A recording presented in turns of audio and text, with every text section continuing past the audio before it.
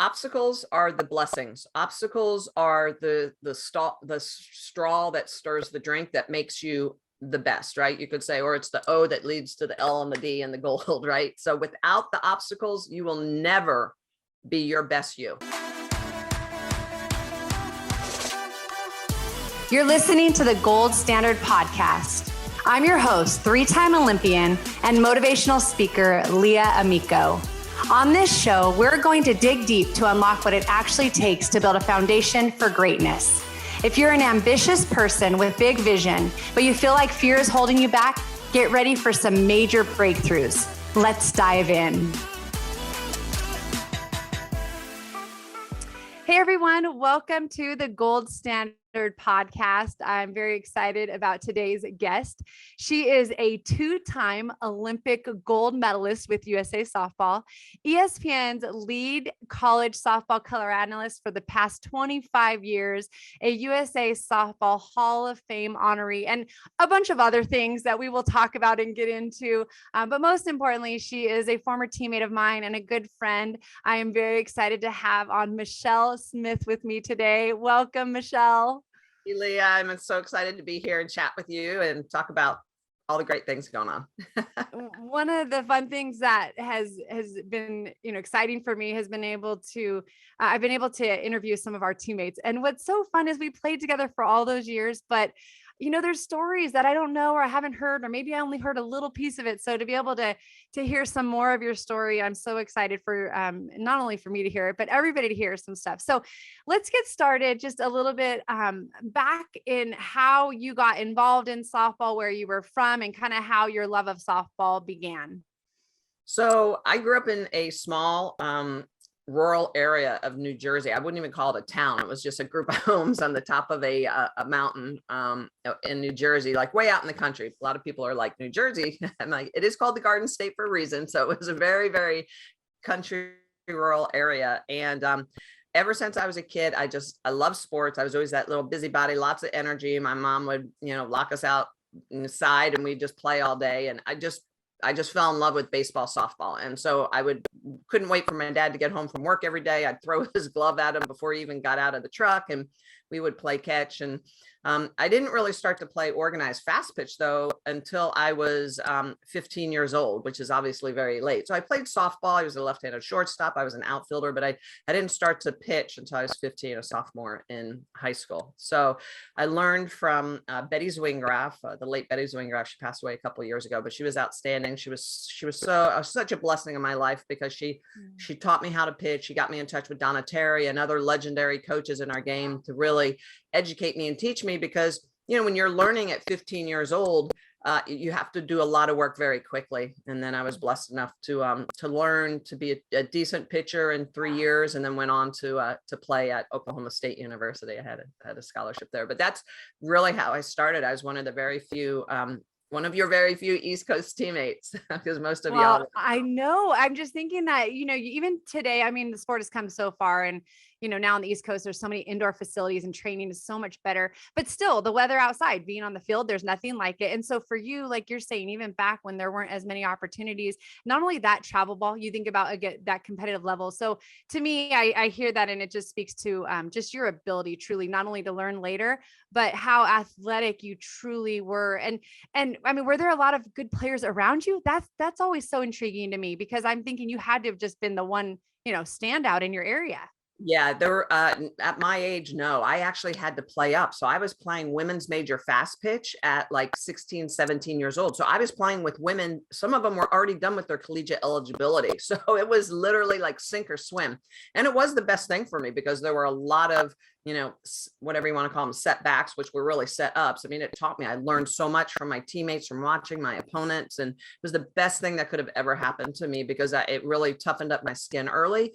It taught me that I had to work hard, really, really hard. I played field hockey and basketball. So after field hockey practice, basketball practice, I would pitch to my dad, to my catcher. So had a lot of homework to do, but it was the best thing ever, because there were not a lot of other athletes that really wanted to play and excel at the level that I did. Well, and was there anybody to look up to? Like, how did you know what level you're trying to reach besides obviously you said, being able to get that instruction and fall underneath kind of that Yep. leadership? So here's Leah, the ironic part is that in the 80s, in the mid to late 80s, women's fast pitch softball was huge on the East Coast for summer ball, not collegiately, right? Everybody was playing in, say, in California, but then the Dot Richardsons, the Sheila Cornells, they all went and played for the Ray Bestos Breakettes. And I started, Betty Zwingraff was a coach for the London Majors. And so there was this group of teams in the Northeast, all through New Jersey, Pennsylvania, Connecticut, New Hampshire, that would play each other. It was unbelievable. Some of the best fast pitch ever played was up in that New England area, but it was all athletes that were playing collegiately, mostly in the Southwest or on the West Coast. And so that's who I was playing against. And trust me, when you're a first year pitcher and you're pitching against Sheila Cornell and Dot Richardson, you learn very quickly what you can throw and what you can't throw. Yeah, that is amazing. So tell me how you got to Oklahoma State, you started setting records there. How did you get involved in the USA process? So after college, I thought I wanted to go to medical school. And so I was finishing up my prereqs. I went on to coach at the University of Oregon, and I kept playing summer ball. So I was actually recruited to play for a team out of California. And so I played with that team. And then through women's majors nationals, I think, I was kind of seen after being a two-time All-American at Oklahoma State. So I think gradually I just started to catch up with players that had been playing, 10 years longer than I had, and then had the opportunity to try out for the U.S. women's team. And the very first team that I tried out for, Leah, was the Pan American Games in 90, I'm thinking it might've been 91-ish, 90, 91, something like that. And I didn't make it. They picked Debbie Doom over me. And I think when I look back now, it was Shirley Topley was the head coach. And the games were in Cuba, and it hurt because the year before I was named, player of the year. And I'm like, how can I be player of the year and then not make the team? And, I felt like it was just a blow to me. But then I look back, and it was probably one of the best things that ever happened, because Debbie Doom's career was kind of ending because she was older than I was. And I was just starting to emerge. And obviously, as you know, the rest of the story is very soon we were Olympic athletes. So that's kind of how it all worked. In such a small world, because Debbie Doom, who pitched at UCLA and was, just a superstar in her own right. She was actually, when I was, I think 16 years old, for a short time, she was my pitching coach. And recently awesome. I've been able to reconnect with her on Facebook just the last month. I mean, you talk about small world and how it all collides. I love that. Yeah. Well, I was so blessed, I know, by your leadership and us being able to, play on the two Olympic teams together. I know as I came in as a younger athlete, and I really looked up to you a lot, obviously a fellow lefty, but more importantly, just how you were as a team player. What's maybe a favorite memory or two of the Olympic Games? Wow. There's so many of them, right? I honestly, though, I think it's like everything in life, Leah. It's the people, when you're kind of in it, you may not realize it because you're so focused on train, be the best, win the gold medal, I wish I was at the time in 96, I was 29. So I was one of the older athletes on the team. And obviously you and Laura Berg were some of the youngest, along with Krista Williams. So I wish I would have realized at a younger age to really reach out more to my teammates, verbalize how important everybody was to me. Cause I think back about that now, and I just think how blessed we were to have some really good people, and I'm always big on that, no matter what your team is, whether or not it's in business or a broadcasting team or, a team on the field, that you've got to enjoy the people you're with, because you're with them a long time, and you got to be willing to lay it all down. So I think when I look back, I think about walking into opening ceremonies as a Team USA softball, but a part of Team USA, an Olympic team. And so representing your country. So opening ceremonies, I think, were always a blessing. And then, of course, winning the gold medals, and each games had those distinct challenges that really pushed us. Some people look back at those days and they think, oh, USA softball just was so much better than everybody. And that wasn't the case. We just always figured out a way to win. So I think those would be my most precious memories. Oh, it's so great. And I want to be able to talk about different things that, obviously we love the Olympic stories, but you just have done so much. I want you to share a little bit about your career, because you played over in Japan, Yeah. and for, a Toyota team over there. And tell us a little bit about that one, how that happened, to kind of what that takeaway and the amount of time that you spent over there. Yeah, so it is interesting because I actually was in Japan before the Olympics. So in 1992, 93, I was coaching at the University of Oregon. I wanted to go to medical school, and I kept getting recruited by some Japanese companies, Hitachi's, some Toyota companies, to come over and play ball. And I was like, no, I'm going to go to medical school. So I had finished up my prereqs for medical school. I'd applied, and all of a sudden with Team USA, we'd gone over again. And I had another 3 companies asking me. And then I had 2 good friends, Debbie Schneider and Lucy Casares, who were already over playing for Toyota Industries. And so it was really hard decision, but it was one of the best things I did. I went over in 1993 at 24, turned 25 years old over there. And I ended up staying. I thought I was going to go for 1 year, earn a little money, then go to medical school. That 1 year, though, is when they announced we would be in the Olympics in 1996. And I was like, well, I'm already on the US team. I'm like, wow, I have a chance to be an Olympian, maybe win a medal. So I decided to keep playing. And so that 1 year turned into 16 years playing for Toyota Industries Corporation. And it also was a blessing. You talk about reaching outside your comfort zone, moving half of a world away to go to a country you can't speak any of the language. I mean, the only Japanese I knew was probably a sushi and wasabi, Yes. I couldn't speak anything. So my first year there, I really started to learn to immersion, like speak the language, get to know my teammates. And it was such a blessing because the Japanese culture, there are so many amazing qualities of it. I mean, it's come a long way. Women are obviously treated very well over there now, at a time when prior it was more of a male dominated society, but they embraced me. I had a great time. I learned from them. They learned from me. And I think that's where I really started to hone my skills and realize the importance of being a good teammate and being communicating how my actions affect everybody around me. And in America, we're not really taught that, right? We're very, how do things impact us? Well, in the Japanese society, they're half the population of the US and a country the size of California. That'd be like everybody west of the Mississippi moving into California. And you know how densely populated it is already. So imagine living in that environment, and you realize very quickly how your actions affect other people. That is the first thing you learn over there, is really how you affect other people. Family is key. Your environment is key, working together. So it was truly a blessing. It was the best thing I think I ever did, was going over there and playing in Japan and living over there for 16 years. Well, and I just think you've broken down barriers, because you going and doing that has opened up the door, not only for many American athletes that are over there today, college players graduating right out of college and heading straight over to Japan, having opportunities to make great money and kind of get some savings. I know, one of our Olympic teammates, Natasha Watley, spent a lot of years over there as well. She kind of followed in your footsteps. But one of the things that I loved is we had many chances to play in Japan. We played the World Championships there. We went over and played tournaments there. And I loved that you were like royalty.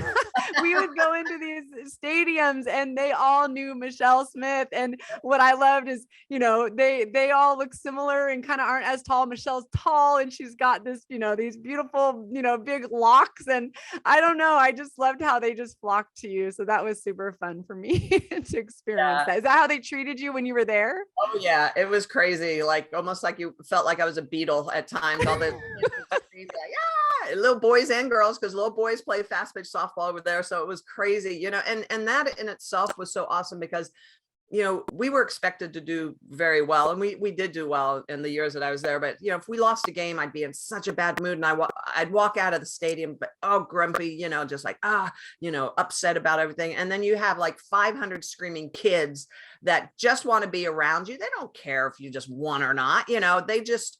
And I'm like, oh my gosh, thank you, Lord. This is what I needed. It was perspective, right? These kids come, they just want to spend 10 seconds with you. They just want to touch you or say hello or speak Japanese or English with you and an autograph. And you just made their day. And it makes you realize the power that you have just by giving your time to someone, by being kind to someone, by making them feel like they're the most important person in the world for that 10 seconds. It's life-changing. And so I was very blessed that it taught me a lot of that stuff. Well, and I think it's good to have that perspective. I feel like God gave me a couple of those moments as well, like in college, walking off the field after a bad game. And yeah, we all know how we feel. We're so hard on ourselves, but it kind of shifts that perspective of it. We're grateful to even have the opportunity, right? To be out there. Some people don't have, most people don't have that opportunity, right? Okay, let's shift a little bit because you have had just an unbelievable career. You've done, keynote speaking and you still, do some of that as well. But really like a big part of your career, the last 25 years, you are one of the mainstays. When people think of college softball on TV, they think of Michele Smith. And so talk to me a little bit about how you got into broadcasting and how that's kind of transformed through the years. Yeah, it was obviously, I was, like I said, I was pre-med and I had no journalism experience whatsoever. So it was literally like being thrown in the water and figure it out, learn how to swim. And so I just remember the first couple of times, the producers and directors would be like, it's okay. We know you don't have a lot of experience. Just, this was their coaching. Say what you see. Okay, thank you. That was it. Say what you go. Okay, and go. Exactly. So you know what? It's like everything, it's reps. So, and every time, my first probably 5 or 10 years, I do like a chunk of 2 or 3 games, and then I wouldn't do it for 11 months. And then I'd do maybe 8 games and I wouldn't do it for 11 months. And every time I would get off air, my first couple of years, I'd be like, I'm never doing it again, because it's so stressful. Everything's going wrong. People are talking in your head. It's like, it's like controlled chaos, and somehow it looks good on the TV screen, but when you're behind the scenes, as because you've done it, sometimes you're like, how did that even look good? How was anyone even watching this? Because there's always some issues. Something's crashing, something's not working, but I just stuck with it, and I just learned to love it. And I think at first, because our sport wasn't on much, I knew a lot of our moms and dads with daughters were watching. So I'd try to really coach and be educational and almost coach parents while I was, commentating the game. And so now the sport is so successful and people love to watch it that it's more analytical now. I don't have to feel like I'm always completely coaching the audience, and you're explaining things, you're talking about tactical versus technical, and just different ways of approach. So I actually look at things a little differently now that I've been in it longer than when I first started, but it's been fun. I love hearing you saying that, because oh my goodness. Like that's exactly like I did it so much less through the years. Like you were saying, a couple games a year. And my very first game, it was not with ESPN, it was somebody else. And they threw me in, and it was I don't even know, Conference USA Championship. And we didn't even know who was playing. I've never done it. Oh, it was the worst experience ever. I literally walked away like, I will never do that again. And you saying that, like, it makes me feel like, oh my gosh, even Michele felt this a little bit. Okay, this is normal. And like you said, the 2 games, I noticed the year I had, like 8 games. I was like, oh my gosh, I got so much better. And then it's like, yeah, okay, wait till next year again. Well, you do so great with it. I love that. I know that you are finishing out this busy season. You guys will have the Women's College World Series. Talk a little bit about that, like just the growth of the sport that we've seen, in viewership as well. Oh my goodness, it is just so great. We outrate almost everything we go up against. And that's why ESPN is now, we used to be on ESPN2 during the Women's College World Series. Now we're on ESPN. They will actually flip wherever they can and put us on ESPN. And again, it always depends on who else is playing, if it's NHL or MLB, or, we're going up against Yankees, Boston at times, and we outrate them. So it just shows the power of our sport, even in the regular season. So for instance, UCLA played Florida State in February at the St. Pete Clearwater Elite Invitational, our ESPN event. And on Sunday night, they elevated us to ESPN. We were the highest ranking program show the entire weekend. I mean, well outrating everything, men's basketball, everything. So, because of that, ESPN just keeps wanting to put us on. As far as, Oklahoma City, the Women's College World Series is a bucket list. If you are a fan or even a small fan of the sport, you got to go, because the environment is tremendous. And USA Softball has done a good job of really trying to build that stadium. And it's hard, our sport we don't have the millions of dollars like MLB, and but we do have great economic impact for the communities that support us. And so I'm really hoping, since Title IX, this is the 50th year of Title IX, the 40th year of the Women's College World Series, I'm hoping now we start to step it up another level. We are getting better facilities in college because of Title IX. Well, now we need communities to start stepping it up, because all this bed tax money that all these communities get from tourism and sports tourism, well, guess what? That's government money. And a lot of that money goes to build MLB stadiums, NFL stadiums. What about women's sports? Why are we not building facilities for women's sports? And softball is a prime candidate for that. I'm trying to get a new stadium in Clearwater, Florida, a women's sports museum. So a bunch of stuff going on, because I think it's important. It's about time that as a nation, we start to make facilities a priority for women just as much as we have for men's team sports. And it's about the men's team sports, because women's golf and tennis, they can play on the same courts and links that men golfers and men tennis players play on. But for softball, we need a slightly different facility, obviously, than baseball, and basketball is the same thing. They can play in the same facility. So I think as a community, we need to start to push more to say, hey, we can do better. Let's do better. We're at the stage where we should and can do better. Man, we know that the viewership is there and the support is there and the excitement is there. So now we just, like you're saying, we need to find these other ways. Well, I know that you will definitely be able to make that happen. The Gold Standard podcast is brought to you by Major Media League. Major Media League is a revolutionary competitive app launching in June 2022. This app gives softball athletes a platform to showcase their skills by participating in challenges and having the chance to win prizes and scholarships. This is also an opportunity to promote your own talent. For all the athletes out there, it's free to join. So go sign up today at www.majormedialeague.com. The link is also in the show notes. You'll be notified when the Major Media League app launches, so get prepared for the unbelievable opportunity that lies ahead to grow your brand as an athlete. You've been involved. Yeah, for sure. You've been involved, in the international game. You've traveled the world. You've spoken. You've, fought for, obviously softball went out of the Olympics for, a couple, quads and came back this past Olympics, but we know it's not in the next Olympics in France. And so that's always a fight. So, thank you for your voice that you've always given. And I know you'll continue to give. Let's shift gears a little bit. I mean, I love that you were going to be, you were in the medical field or desiring to go in that. And now you've done all these other things, but I know it's just that drive you have inside of you. Talk to me a little bit about what you have going on in your beautiful area of Florida with the West Events and the Sunset Inn and Cottages. Yep. So about 7 or 8 years ago, I started feeling like, wow, every time I go to work, I have to get on a plane. And, you start, as you get older, you start thinking about your time and how you're using your time and how are you affecting people and what makes you feel good, what brings you energy.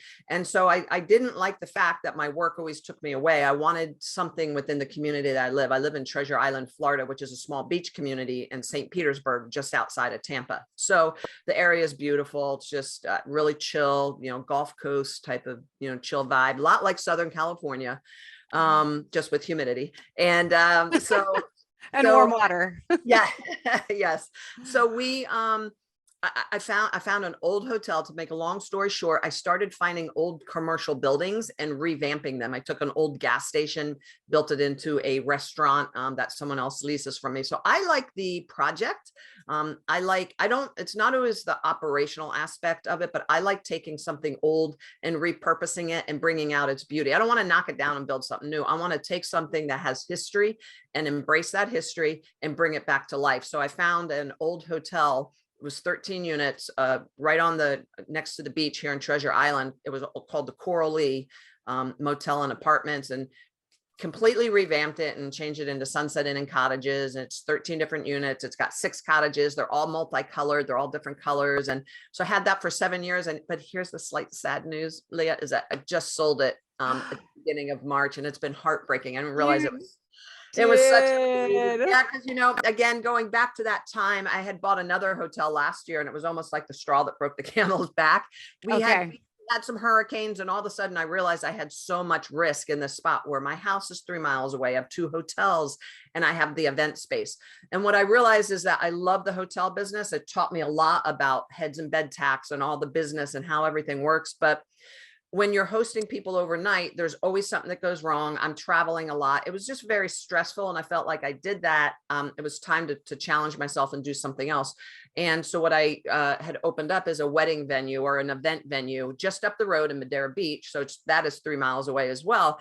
Also right at the beach, so people can get married on the beach, walk across, and we have a 6,000 square foot space. It was an old laundromat and an old bar that we built together into one big building. It's got old encased windows and old block, and we ground down the floors and put in 5 massive package AC units so that nobody gets hot. It's nice and chilly in there, even in the middle of the summer. Put in a bar with a garage door that opens up inside, outside, a 2,200 square foot outside courtyard with turf and cement pads. So we made it very chic industrial as we brought it back to life. Lots of great bathrooms. We built our own vanities. I built wood walls, reclaimed walls. So just a lot of work and time. And we opened that in January of 2020. Wow, wasn't that great timing? Right before COVID. when nobody could meet and gather, I was like, oh my gosh. Wow. But you know what? I always do things the right way, and I wasn't over leveraged. So we were able to survive COVID, and we come out now, and we'll probably have over 100 events this year. So it's it's really neat. I've really enjoyed it. And it's funny, Leah, because so at first this started because I didn't want to get on an airplane. I wanted to have some work at home. And the softball season, as you know, is very, concise for my ESPN schedule. So my off season, I had all this time, and I had done enough traveling with camps and clinics and public speaking that, again, I wanted to try to stay home a little bit more. But what I realized is that my passion it's just like, we've had amazing moments in our life, right? The Olympics, walking in opening ceremonies, winning that gold medal, and sharing that all with our family and friends. What I realized is that I love helping people embrace and share their magic day, whether or not it's their wedding day or it's a conference or it's a family reunion. So I love making people's special days, helping them embrace and have that special day. And so that's where I really figured out my passion was for. So that's how the event space came about, the hotel business as well. I wanted people to have the most magical vacation in Treasure Island, Florida. And so that's kind of been my passion project, is just, taking something old, making it new, and then helping people just really have their best special days that they remember for the rest of their lives. Yeah. Well, and I think it can speak to all of us. You got a late start in the sports world in terms of, starting at 15 pitching, and then you became an Olympian, but then you get this late start and you find this passion, this newer passion, this other area. And like you said, it comes back to people like you're talking about, I'm sure you've met some amazing people as well. And the sport has done that, but now this other area. And, I love it because it's never too late to find new passions and to just go all in. And you're just such an example of that. Okay, let's talk about, because this is called the Gold Standard Podcast. So we're going to shift a little bit and kind of go into these principles, because all these different things you've done and all the successes you've had in different multiple areas, I really believe it kind of comes down to some core, areas and life lessons you've learned. You've talked a little bit about this already partially, but I want to ask you, when you hear the gold standard, what does that mean to you? What does it make you think of?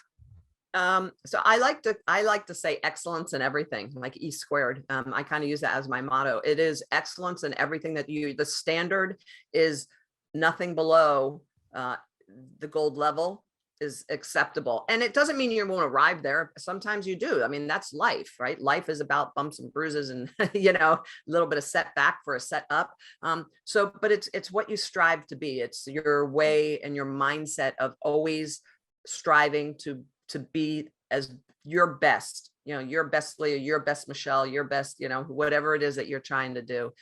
It's the strive for that level of excellence. And I saw that in you on a daily basis when we trained for Team USA, but like you said, in all these different areas as well. Okay. So we're going to go into the letters. So the first one is G, and it talks about goals and that idea of, I think it's so important to know where you want to go. How do you get somewhere if you don't know where you want to go? And so when you were young, I know you said medical school, so maybe that was the driving force. And maybe, once that shifted, did you set new goals? What does that look like for you in the journey that you've been on? Yeah, I think, and I love this because that's a great question, Leah, because goals are so important. And goals, a lot of people say, write your goals down, or at least have an image of it. I'm a very internal person. So I've got all these thoughts, like if you were inside my head, you'd probably be like, whoa, get me out of here. What's going on? It's like squirrel, everything's going on. But that's how I feel too. Ping pong and all over. I am always thinking about a goal. What's next? How do I achieve it? Where do I want to be? And I put the bar high. Even if I don't know how to do something, trust me, I will figure it out. And that's where hard work comes in. But if you sit down and write down goals, it gives you basically a book, right? A direction, a map, a Google Maps to how to get to your endpoint. That's really what a goal is, right? A goal is an endpoint. And so if you want to get to that endpoint, how do you get there? It's like saying, okay, if you want to run a marathon, you just don't go out and run a marathon. You probably work backwards, and at some point you have to run 20 miles and then 15 and then 10 and, all the way down. So you're going to start with your first 3 miles, right? Your first 5K or whatever. So you know what I'm saying? And so it gives you a path on how to achieve and go after things. So goals, I think, are very important. And I think you have to be challenged. I love challenge. I don't shy away from it. I'm not afraid of failure. A lot of people are like, oh, I don't want to be challenged because I want to be subpar.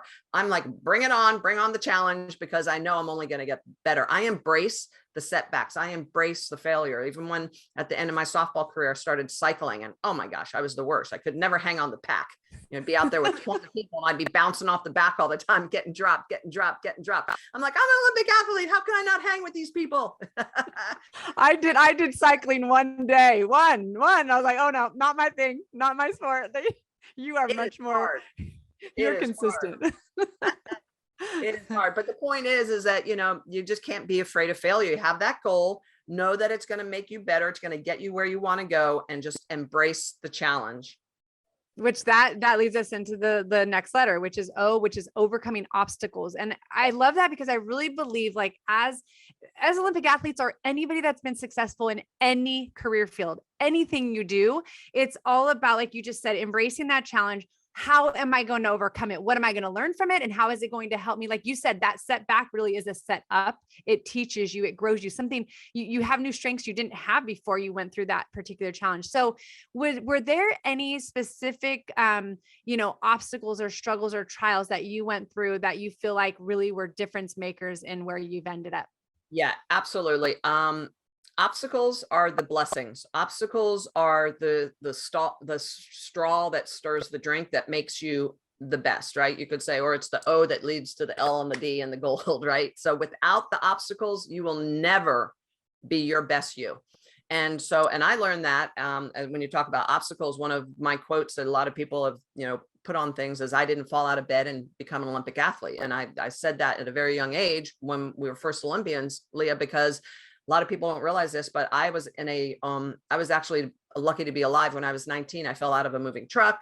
It was long story short, I fell out of a truck. Of all the points that I hurt, I chopped off my elbow, my left elbow bone. And I'm obviously, as a left-handed pitcher, it was not good. I was told I would never pitch again. So this was between my freshman and sophomore year in college. So not only did I not start pitching until late, then I had this horrific accident I had to overcome. I had like 100 stitches in my body. I was just a mess. But I thought to myself, when the doctor told me, I was like, I am not, if I can't pitch again, I'm making that decision. I'm not allowing a doctor to tell me that. So I worked very hard. I came back. I still ended up throwing my sophomore year in college. So this accident happened in July. Well, again, long story short, 10 years to the day of that accident, when I was told I would never pitch again, was the first ever Olympic softball game. We walked into the Atlanta Olympics on July 21st, 1996. 10 years earlier, on July 21st, 1986, I was told I would never pitch again because my elbow was so destroyed from this accident. So that was a massive obstacle. But you know what? 10 years later, there I was pitching in the Olympic Games. And so obstacles are your best friend. That accident taught me everything about being a good human being and being important as a human being. Softball is what I do. It's not who I am. And I have said that since the late 80s, because it made me realize on that, from the point of the accident to the emergency room when my dad drove me, that I was important as a human being, as his daughter, not just Michele Smith, a pitcher. And I had kind of lost my identity and felt like I had to be this great athlete, and that was my identity. And I learned very young at that age that I did not. My dad loved me because of I was his daughter and who I was, not because I could throw a softball. So my advice to all the young kids out there is just know that, be passionate about what you're doing, but you're going to be a human being your entire life, and you need to be a good one, and you need to be a good teammate. And that's really what I thought about all the time, is that I need to be a good person, because I'm a person a lot longer than I'm going to be a softball player. Wow, I think that is just so important for everybody to hear that. I don't care what age people are, just that reminder, because I think too many people want to give up when it gets hard. And really, like you said, that's the blessing. It's actually, that's the important thing. It's, and how you perceive that, like you talked about perspective earlier, but that I think the mental health things that so many people are dealing with these days, I think that it's that identity piece that is missing. And for you to learn that at such a young age, really is so crucial. And every one of us, and we need to remember that maybe when we start to try to grab our identity back, maybe we try to live that identity, but then we start to pull it back by what we're accomplishing. And it's like, nope, separate that. It's great to go do great things, but it's not who we are. Okay. That is so good, Michele. I know you're going to impact so many people. L is the leadership piece. Is there one specific leader that you can think of that stands out, that's made a difference? Wow. I mean, I think our teammates, you learn from everybody, right? We're all so different. So I love, listening, and I'm always kind of trying to watch how things are going, on Facebook, and especially since we're so far away. But I have to say, I feel very blessed that we were around some really, really great coaches, some great people. I think at a young age, I would go back and have to say my first pitching coach, Betty Zwingraff, the late Donna Terry as well, who was just a big coach at Cal Berkeley, who taught me some of my movement pitches. Kathy Aronson. I have a good friend who's a Dr. Anderson, and I always mix up their names, but Kathy was a great pitcher back in the day. So I looked up to her, just so many women. But, there at one point in my life, I was looking up to Nolan Ryan, because all we saw were MLB guys. Right. But I could probably write a list of 1,000 people that have impacted me and that were great leaders that helped. But I would say probably, our whole team in 96 just to me was so inspiring, being the first of many, and all the challenges that we had to go through with, all the different things with USA softball and training for the Olympics, and even Coach Raymond, just the standard that he set with, he wouldn't even say, he'd say HE 2 sticks. He wouldn't, that was it. He wouldn't even say, oh, talk about, oh my gosh, he was just such an amazing man, and he treated us like women, and there was always so much respect. We didn't get enough batting practice, but other than that, it was great. Amen to that. But yes, I 100% agree with you, Michele. Oh my gosh. I agree. Like, it's so top down on how things run, because the standard that people set a lot of times is the standard that people keep. Right. And you want to set it high. And I'm with you. Like, I feel like the class that USA softball carried, but I definitely needed way more. I probably needed way more batting, than you did. I mean, for sure, you could still get away with it. But oh my goodness, I love that. Is there one quality for you, like, as you've led many people, that you would say is the most important in a leader? I think compassion and understanding, because a lot of times we have no idea what people are going through in their home life, and just their morale, their own confidence. And so I think compassion and understanding is really, really important, to just embrace people that need your help, and show them, and just be tolerant of trying to help move them through obstacles, or overcome different setbacks that they're viewing as a roadblock, and you're like, no, these are springboards, they're not roadblocks. Visualizing how you see things. So I would say those two words are probably what are most important, and I tried to use a lot of that in as I became an older leader on my team in Japan, is just really understanding what my Japanese teammates were going through, different culturally, just everything, different abilities. I just think that when you can embrace the fact that we're all different, and just allow people to have those differences, but then help guide them, I think it works out best for everybody.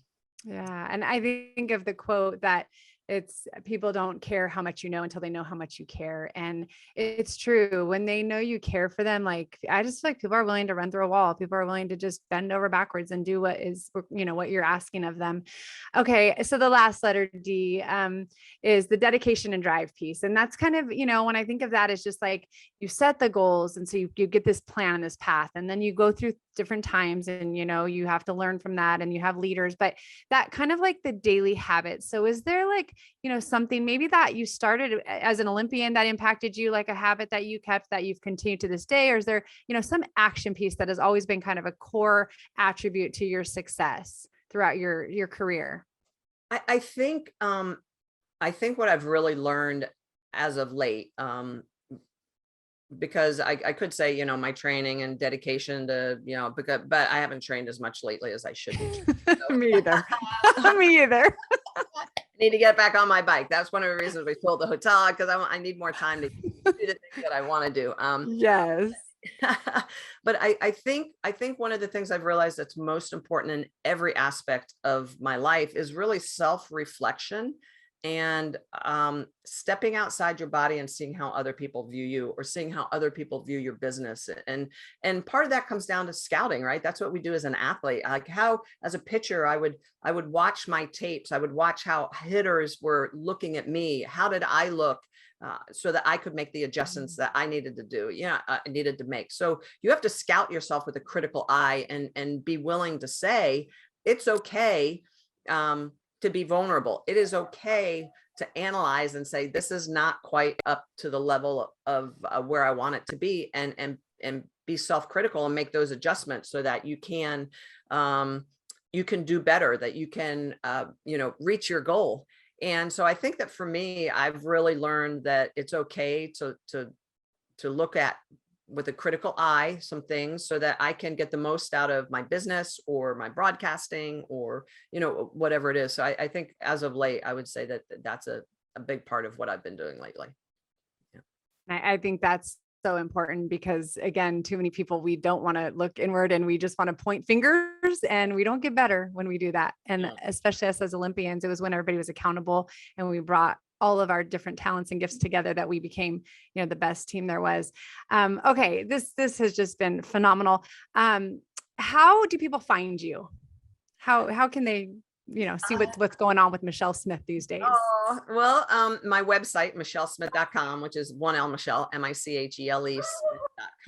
And so that's one way that you can get in touch with me, or on Twitter, at Michele Smith 32 is my Twitter handle. But the wedding space is called the westeventspace.com. So it's the West Events, and it's because we're on the West Coast of Florida, but it's the westeventspace.com. And we're on Instagram as well. It's amazing, some of the weddings and the different events that we have there. They're so beautiful, the florals, and just some very magical moments. So if you want to see what we're doing, you can check that out. Sunset Inn and Cottages is still up and running. The company, Verde Green Hotels, that bought it from us, is a boutique hotel company.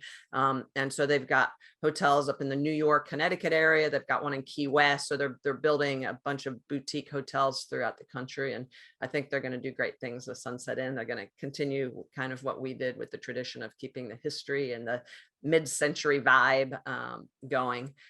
But that's Sunset Inn and Cottages in Treasure Island, Florida. And we're still involved partially. So it's great to be able to see that flourish as well. Okay. And just lastly, I follow all of you on all of the things, and I see what you're doing these days, and it's exciting.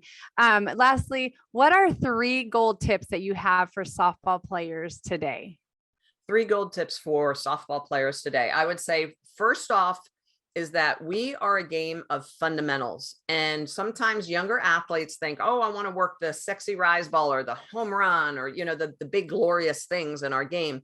That's not what will make you a great ball player. If you want to be a great ball player, fundamentals, you have to learn to field the ball, catch the ball, throw the ball, run. I mean, it is the fundamentals that drive the sport. Bunting the ball, not, it's not the home run. It's a nice swing. So I would say, the fundamentals, you cannot do those enough. You cannot practice those enough. You can't visualize those enough. If you are great at the fundamentals, you will be a great ball player. But to me, you got to start there. So that would be number 1.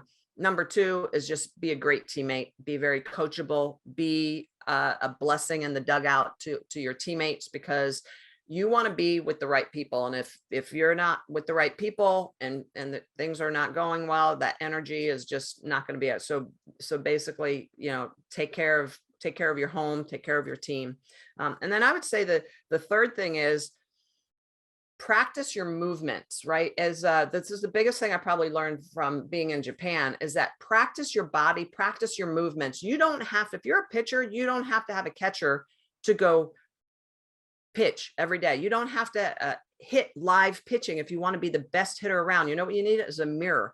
You need to watch your swing, so it is, so you smooth it out. Watch your pitching motion so that you can see, is your hip angle right?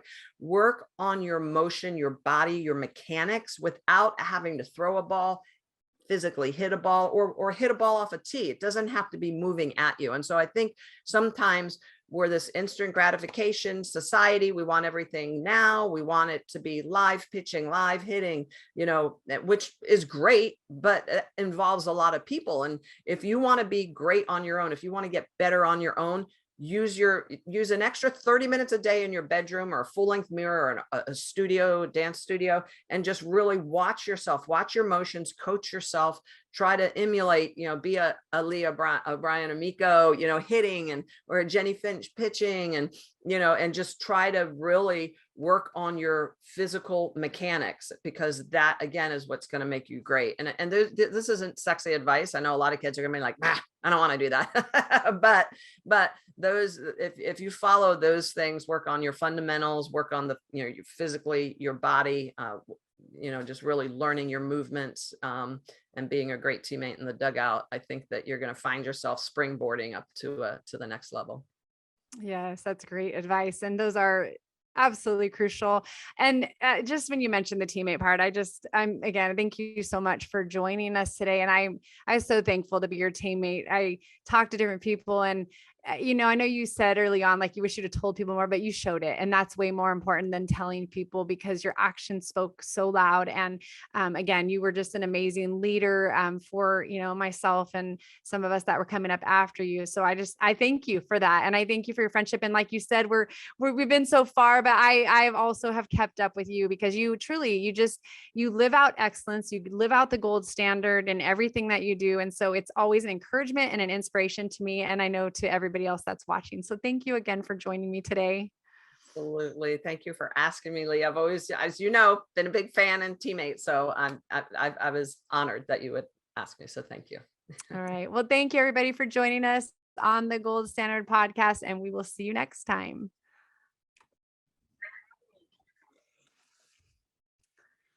One of the things that Michele talked about multiple times was just her ability to, want others around her to know how she felt about them and how much they meant to her. And that is so important in leadership and teamwork, and allowing everybody really just to become their very best version of themselves. I mean, individually we work on those things, but when we can put that into a group setting, and when we can make others around us better, it just, everybody benefits. And it made me think about a small portion in John Wooden's book, The Pyramid, Coach Wooden's Pyramid of Success book. And he talks about cooperation. He talks about, working well with others. And he says, with all levels of your coworkers, listen if you want to be heard, be interested in finding the best way, not in having your own way.